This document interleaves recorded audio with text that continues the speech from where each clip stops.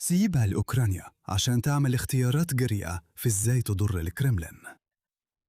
بس زي ما كان في نقاط محورية كتير قبل كده، كييف مرة تانية بتقرب من مفترق طرق بخصوص هتعمل إيه في حملتها الجوية. اللي على المحك هو نسب مئوية كثير من الناتج المحلي الإجمالي لروسيا واستقرار سياسي جوها موسكو، ويمكن كمان قدرة أوكرانيا نفسها على الاستمرار في العمليات الهجومية. وهل الجنود اللي في الخطوط الأمامية يقدروا ياكلوا أصلاً؟ فالنهاردة عايز أتكلم عن الأربع اختيارات الواضحة اللي قدام أوكرانيا وهي بتفكر في الخطوات الجاية لحملتها الجوية.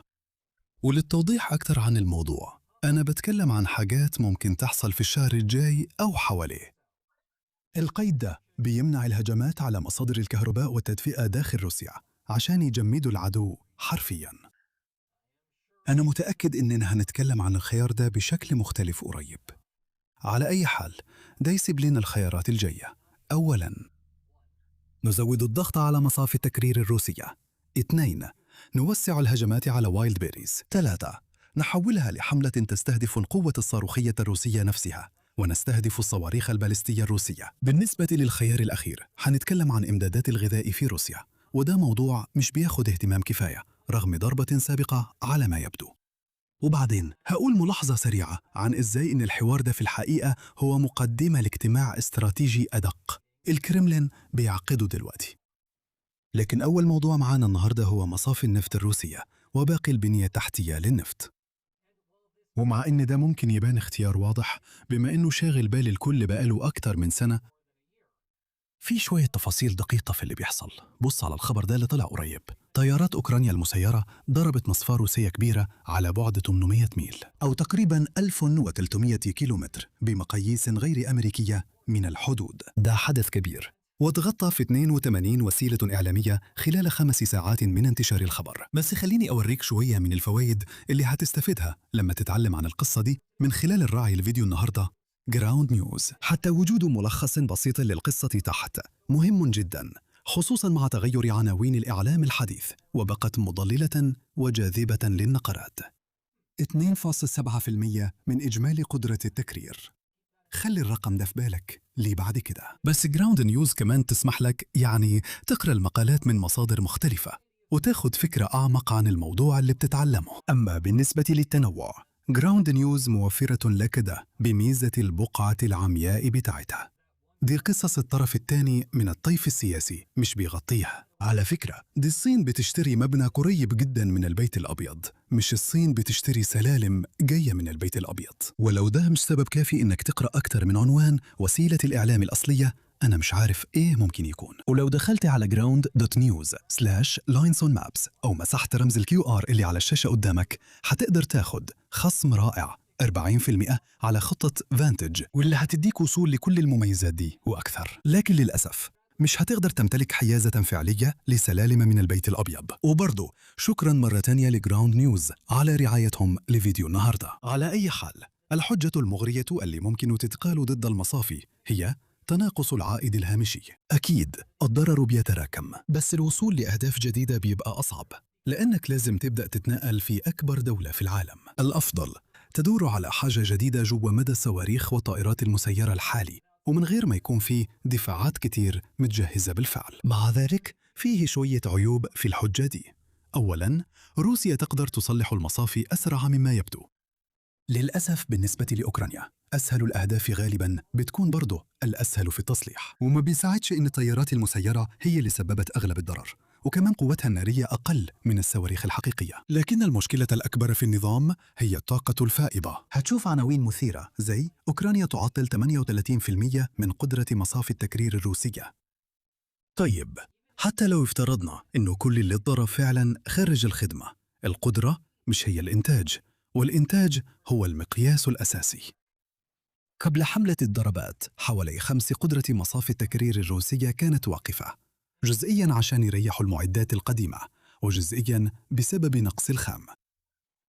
بعيداً عن المصر الدعائي لأوكرانيا، التأثير الأساسي الأولي للضربات كان نقل الشغل للقدرة الاحتياطية. التكلفة الحقيقية كانت في التصليحات وفي محاولة ترتيب لوجستيات تحويل مسارات شبكات النفط. يعني لما كنت بتشوف نقص في الوقود في البداية، ده كان بسبب فشل فرق اللوجستيات، مش لأن روسيا ما عندهاش القدرة الإنتاجية. المشاكل الحقيقية بدأت لما أوكرانيا وسعت هجماتها على المصافي لأهداف أعمق. دلوقتي روسيا فعلا بتواجه نقص حقيقي، بس أوكرانيا ما قدرتش تروح للخطوة دي على طول، لأن الضربات الجوية الأعمق محتاجة ثقة أكبر إن الدفاعات الجوية مش هتوقع كل الطيارات المسيرة والصواريخ اللي جاية. وبما إننا أخيرا وصلنا للمرحلة دي، الحجة في استمرار ضرب المصافي هي إن أوكرانيا لسه بدأت تجني الفوائد الحقيقية للحملة دي. إحنا مش بنقرب من مشكلة تناقص العائد الحدي، فليه نوقف؟ نقطة أخيرة عن النفط، ولسه مكملين في نفس الموضوع. لو سمحت ما تكتفيش بالعناوين الرئيسية. الخيار ده مش بيتعارض مع سياسة أمريكا. يمكن شفت التقارير اللي بتقول إنه فانس تدخل علشان يوقف ضربات أوكرانيا على ناقلات النفط. صح، بس ده بيتجاهل بشكل كبير أي ناقلات بالضبط. والإجابة هي ناقلات مش روسية بتنقل نفط من كازاخستان للأسواق الدولية عن طريق خط أنابيب بيعد في روسيا. ده كان بيعمل مشاكل لشركات أمريكية بتأجر ناقلات للنفط ده، وكمان لاستقرار أسعار النفط في الأسواق الغربية اللي عادة بتعتمد عليه. وكمان محاولات الغرب الأوسع إنه يبعد كازاخستان عن التحالف الروسي. الجدير بالذكر إن إدارة بايدن نصحت بعدم ضرب مش بس النفط الكازاخستاني ده، لكن كمان أي جزء من عمليات النفط الروسية. وعلى العكس، النهاردة أوكرانيا تقدر تفضل تضرب أهداف تانية كتير حسب سياسة العقوبات المتفق عليها دولياً، ومن غير ما تتورط في مشاكل مع إدارة ترامب. تاني نقطة في القائمة، وبرضه في نفس سياق الحفاظ على الوضع الحالي، هي تركيزه على مراكز توزيع تجارة التجزئة عبر الإنترنت. دلوقتي كان ممكن أقول وايلد بيرز بس، لأن أغلب الناس عارفين دلوقتي إن الشركة اللي اسمها فاكهة على اسم فاكهة هي النسخة الروسية من أمازون. ولو كنتش تعرف، شايف أنا كتبت السكريبت إزاي عشان أوضح المعلومة دي بشكل طبيعي؟ بس أنا مش عايز أحصر النقاش ده في شركة واحدة بس. ولو ركزنا على وايلد بيرز بس، لسه في حاجات كتير أوكرانيا ممكن تعملها، لأن تناقص العائد الهامشي هنا برضو محدود. خلي ده في بالك بعدين. مراكز وايلد بيرز مصممة إنها تشتغل بشكل مستقل عن بعض، يعني لو فجرتي واحد منهم هتسبب ضرر كبير جدا، وكمان غالبا هتخلي المنشأة خسارة كاملة، وده عكس اللي بيحصل مع المصافي. بس أنت مش بتأثر على قدرة المركز التاني إنه يشتغل طالما الطلبات لسه بتيجي والبائعين لسه بيبيعوا على سوق وايلد بيرز. العيب بالنسبة لأوكرانيا هنا إنه مركز توزيع واحد مش بيساوي أضعاف قيمته. الميزة إنه كل مركز توزيع بتضربه تقريباً ليه نفس قيمة اللي قبله. التحفظات الوحيدة هي فقدان الثقة في الشركة نفسها وحجم المخازن. وايلد بيرز بتحاول توسع عملياتها لأكبر درجة ممكنة، بس في بعض المخازن أكبر من الثانية. لو في أي مجال للتوسع هنا، فهو إنهم يستهدفوا المنافس الرئيسي لوايلد بيرز، أوزون. في الغالب أوزون فضل بعيد عن مرمى نيران كييف، مع شوية استثناءات مش واضحة. حريق مخزن يوم 24 يوليو اللي ممكن يكون مجرد ضرر جانبي من ضربة وايلد بيرز قريبة. وحاجة حصلت يوم 31 يوليو أوكرانيا بتعتبرها ضربة متعمدة، كانت بتستهدف كمان منشأة وايلد بيرز في نفس المجمع الصناعي، بس أوزون بيقول إنها ما سببتش أي ضرر. دلوقتي أوكرانيا مش بتحجم هنا من باب الكرم ولا كمكافأة لأوزون عشان مش بيبيع نفس المعدات ذات الاستخدام المزدوج زي وايلد بيرز. في الحقيقة، في العرائض العامة لشراء مستلزمات للجنود المنتشرين، روابط أوزون بتظهر تقريباً بنفس معدل ظهور روابط وايلد بيرز. بالعكس، الموضوع بيرجع تاني لنموذج العمل. أوزون ركزت على وجود مخازن أكثر لكن أصغر حجماً، بس بصراحة هم مش أهداف كويسة لأوكرانيا زي منشآت وايلد بيرز الكبيرة. مع ذلك تقدر تتخيل إنه لو أوكرانيا قضت على عدد كافي من مواقع وايلد بيرز، حتبقى مخازن أوزون الصغيرة هي الهدف الأفضل اللي بعد كده. الخيار الثالث هو إنهم يبذلوا جهد كبير لضرب إنتاج روسيا لصواريخها الباليستية، وكيف ممكن ما يكونش عندها اختيارات كتير هنا. أكيد سمعت مني أو من مكان تاني عن النقص الكبير في الدفاع الصاروخي في أوكرانيا. معدلات اعتراض الطيارات المسيرة لسه ممتازة، لكن اعتراض الصواريخ قل بشكل كبير بسبب قلة منظومات باتريوت. آخر مرة تكلمنا في الموضوع ده كانت عن احتمال إن أوكرانيا محتاجة تختار بين إنها تكمل بنفس الوتيرة على الأهداف الحالية أو تغير وتستهدف إنتاج الصواريخ في روسيا. وهنا يجي المثل المقلوب اللي بيقول إن الهجوم خير وسيلة للدفاع. الحسابات: لو أوكرانيا فضلت ترد بشكل دفاعي هنا مش في صالحها. في مقابلة على CNN زيلينسكي قال إن أوكرانيا عندها حوالي 60% أقل من صواريخ الاعتراض مقارنة بالسنة اللي فاتت، في حين إن روسيا بتطلق تقريباً ضعف عدد الصواريخ البالستية. الأرقام دي تقريباً متوافقة مع تقديرات جهات خارجية. ده كان جزء من حملة زيلينسكي للضغط عشان يحصل على مزيد من صواريخ باتريوت الاعتراضية. وكمل كلامه وقال إنه 5% من مخزون أمريكا هيكفي أوكرانيا تعدي الشتاء، و10% هيقدر يدمر كل صواريخ روسيا. دلوقتي أنا ما عنديش شك إن أوكرانيا هتكون في وضع أحسن لو معاها عدد أكبر من صواريخ باتريوت. مع ذلك الأرقام دي مش منطقية. الأسلوب الدفاعي البحت مش بينفع. روسيا دلوقتي تضرب أكثر من 100 صاروخ باليستي في الشهر. بتفاؤل أمريكا عندها حوالي 1000 باتريوت فاضلين في مخزونها. وبرضه بتفاؤل لو افترضنا إنه كل صاروخ باتريوت بيقدر يصد صاروخ واحد، ده هيكفي شهر واحد من الصواريخ على أقصى تقدير. لازم يتعمل حاجة في العامل الروسي عشان الموضوع ده يشتغل. المعادلة اللي أوكرانيا لازم تسأل نفسها عنها هي إذا كانت البلد تقدر تتحمل خسائر المدنيين عشان تخلي المشاكل السياسية في روسيا أسوأ بكتير. ده ممكن يحصل. عدد الضحايا المدنيين من الأسلحة دي غالباً في حدود المئات. السنة دي لحد دلوقتي النسبة بتزيد، وأي عدد من وفيات المدنيين مش كويس، بس ده هو الواقع السياسي اللي أوكرانيا بتواجهه. ولزيادة التعقيد، روسيا ممكن تكون بتجبر أوكرانيا على التصعيد عن طريق زيادة الهجمات على منشآت إنتاج الأسلحة. صح كده؟ بوتين بيدور على تكنولوجيا ملف. وبالرغم من إن الجملة اللي فاتت كانت مشوقة جدا، لو ما عندكش صواريخ تانية تطلقها يبقى ما فيش عندك معضلة أصلا. في الحقيقة ما عندكش أي حاجة تعملها خالص، وعلشان كده بيظهر احتياج للتكنولوجيا العسكرية الأوكرانية علشان تصطاد صيادي التكنولوجيا العسكرية الروسية. العيوب هنا كتير. أولاً، أماكن الإنتاج غالباً بتكون بعيدة، وعلشان كده من حسن الحظ إن أوكرانيا ضاعفت الدفاعات الجوية الروسية من قبل، وإلا كان ممكن الخيار ده ما يبقاش متاح أصلاً. ثانياً، أماكن الإنتاج محصنة، مش بس علشان السبب ده تحديداً، لكن كمان علشان المباني لازم تكون مقاومة للانفجارات من جوا في حالة حدوث حادث. وده كمان مهم بالنسبة للمشكلة الثالثة. بغض النظر مين اللي بيطلقهم فعلاً، كوريا الشمالية بتزود روسيا بالصواريخ. ما فيش انتصارات سهلة مع المسافة دي.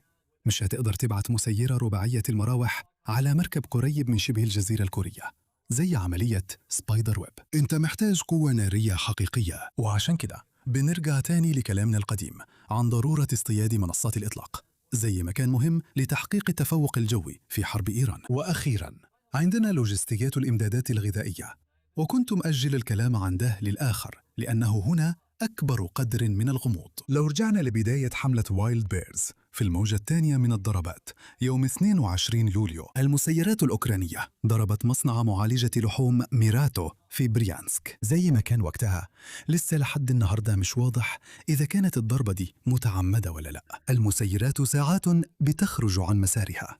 أنظمة الدفاع الجوي اللي صدق أو لا تصدق لسه موجودة بشكل ما جوا روسيا. ممكن كمان تتسبب في إنه درونز تقع في مكان غلط. اللي خلى الموضوع يبان متعمد هو نفس حجة الاستخدام المزدوج اللي أوكرانيا استخدمتها علشان تبرر ضربات وايلد بيري. يوري تورج واحد من أكبر موردي اللحوم في روسيا. بعض منتجات اللحوم دي بتروح للجيش الروسي، وبما إن الضربة حصلت في محافظة حدودية، كان منطقيا نستنتج إن أوكرانيا ممكن تكون بتحاول تخنق اللوجستيات الروسية في المنطقة.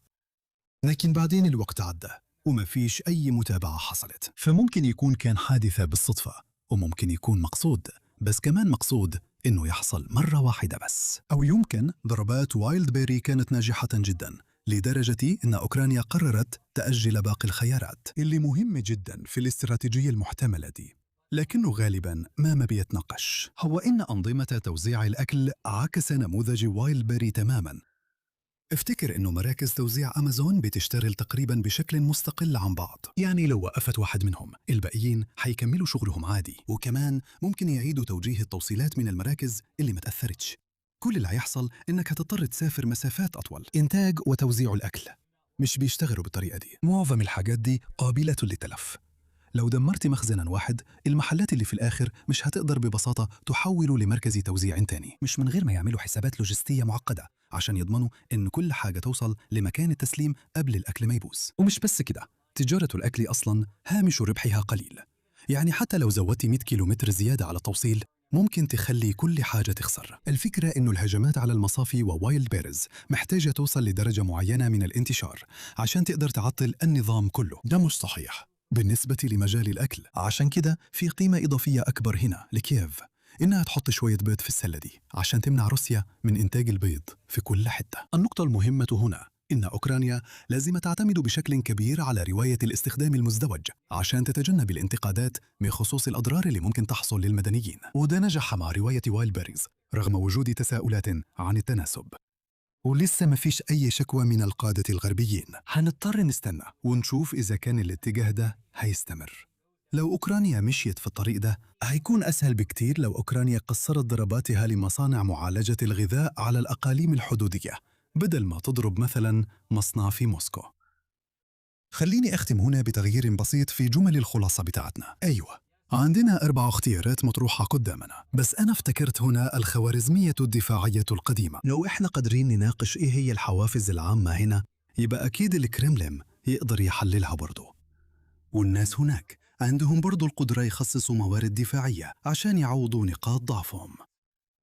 وبالتالي ده كان مجرد نقاش مطول عن إزاي أوكرانيا وروسيا المفروض يحسبوا الفوائد والمخاطر المرتبطة بكل واحدة من الاستراتيجيات دي. محاولة إننا نجزم فعلا بأي واحدة فيهم هتحصل على أرض الواقع مش ممكنة بالنسبة لها. روسيا هتحاول توازن نقاط ضعفها بين الخيارات دي، وهتسيب المعلومات غير المعلنة الدقيقة على الجانبين هي اللي تحدد إيه اللي هيحصل فعلا، خصوصاً لما يكون الموضوع متعلق بحاجات عمرها ما خطرت على بالنا وإحنا بنفكر في المناطق اللي ممكن يحصل فيها مشاكل. بس هو فعلاً لغز مثير للاهتمام. شكراً مرة تانية لجراوند نيوز على رعايتهم لفيديو النهاردة. ادخل على ground.news/linesonmaps أو امسح رمز الQR اللي على الشاشة علشان توفر 40% على خطة فانتك. ولو عجبك فيديو النهاردة ياريت تعمل لايك وشير وسبسكرايب، وأشوفك بكرة. خلي بالك من نفسك.